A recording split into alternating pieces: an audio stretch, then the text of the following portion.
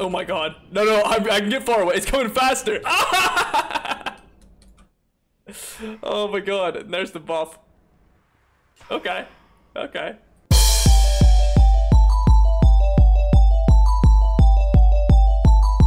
Hey, what's up guys? Hudson here, back with another video, and what I'd like to talk to you today about is the new trinkets in Shadowlands.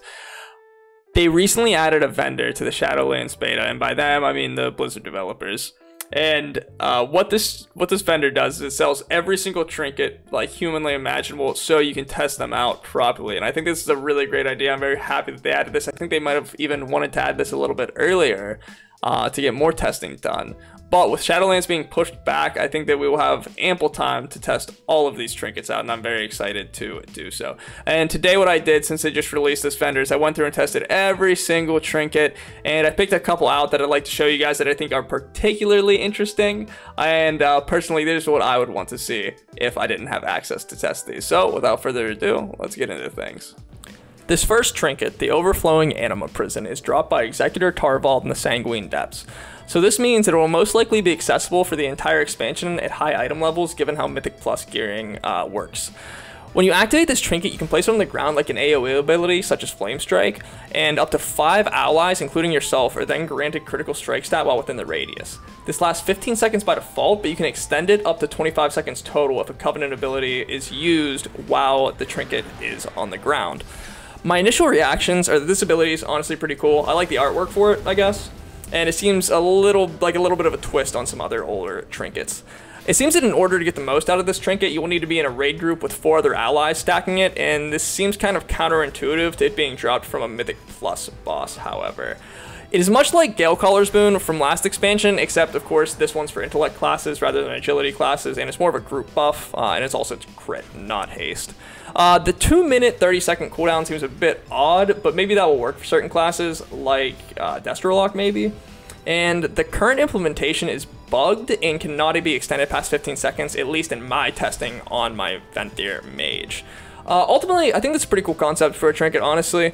It may end up being a bit annoying to have to play around if this becomes the meta in raid, but I think that overall it's a pretty cool twist on a previous trinket. This next trinket, Macabre Sheet Music, says that upon use, 4 dance partners surround you, and moving to each grants you some haste and some speed stat for 20 seconds. Initially, I thought that this would be kind of tough for casters because, of course, no caster class likes to move. However, it seemed like it wasn't too much of a burden in practice for how much haste it gives. Also, it appears that some classes may be able to make this 20-second buff a 25-second buff because each partner stays there for 5 seconds.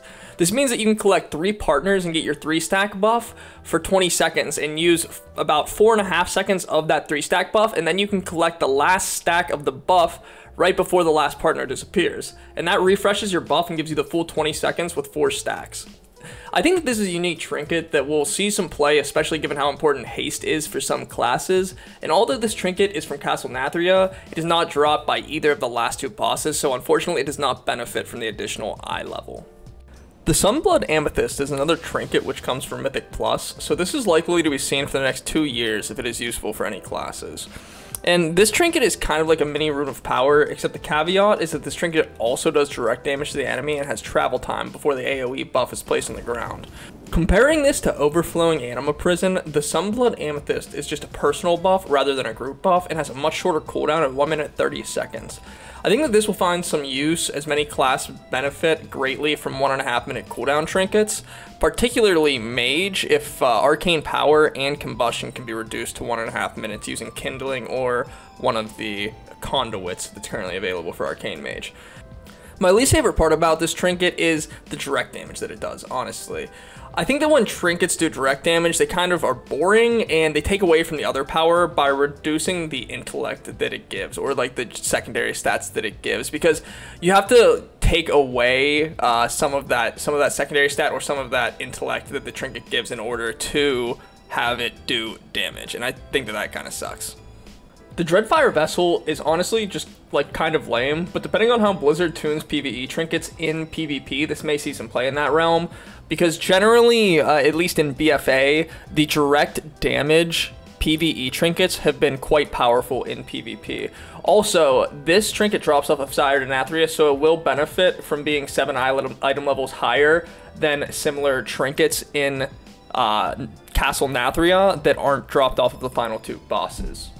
And just in general, I'm kind of disappointed with this trinket. I just don't like the direct damage trinkets if that's like all they do. The Imperial Ordnance is another Mythic Plus trinket that actually seems aimed more at Mythic Plus usage than some of the other ones. And honestly, this is one of my favorites so far. Both like in terms of looks and gameplay, I really like this. When you use the trinket, your character shoots out a missile at every enemy, up to 5 total near you.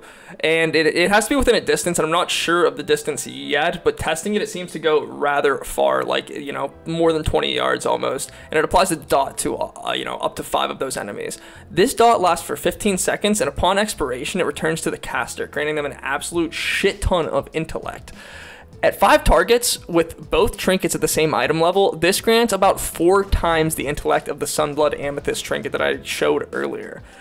I think this is such a cool design, honestly, but it'll be incredibly hard to use effectively in, like, most scenarios.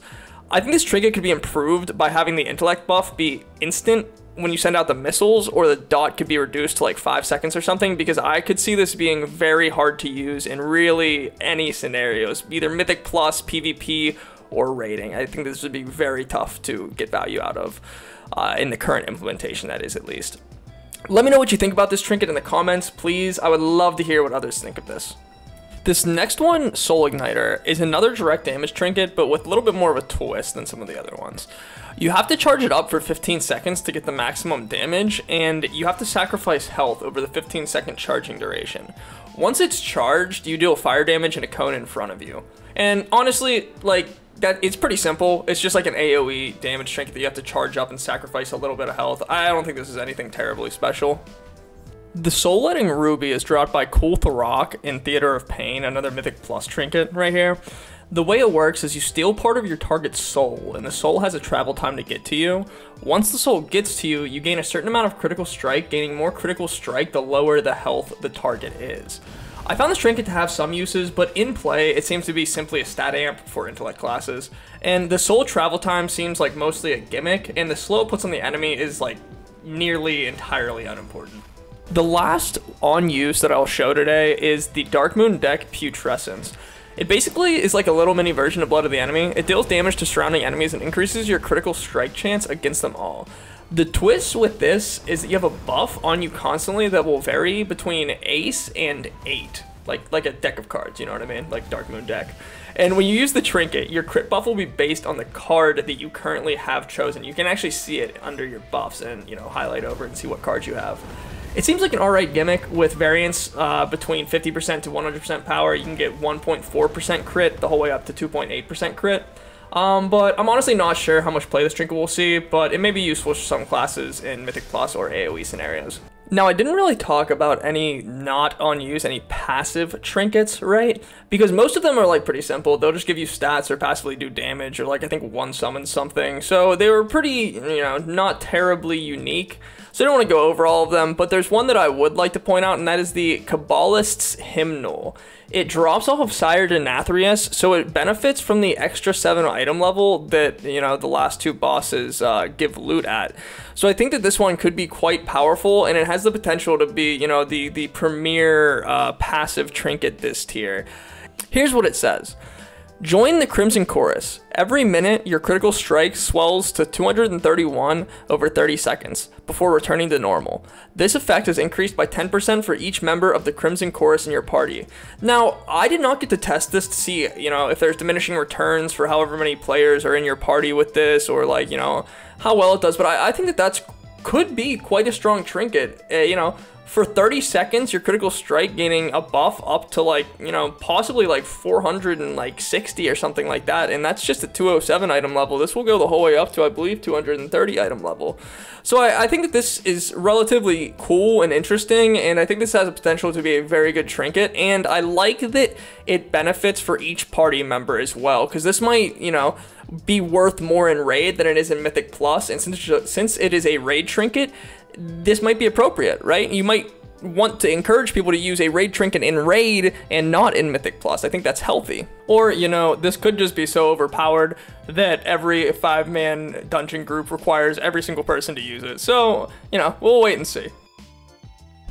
So that's really all I have for y'all today. Thank you for watching the video, and if you enjoyed, make sure to like and subscribe. If you have any questions for me, feel free to post it in the comments below or in my Discord server that I link in the description. Also, I stream on Twitch every Tuesday and Sunday, so if you have any questions about mages, how to play, how to get my UI, or really just want to come chill, feel free to hit the link below and shoot me a follow on Twitch. That way you get notified whenever I do go live. And with all that said, thank you a bunch for watching the video. I'll see you next time.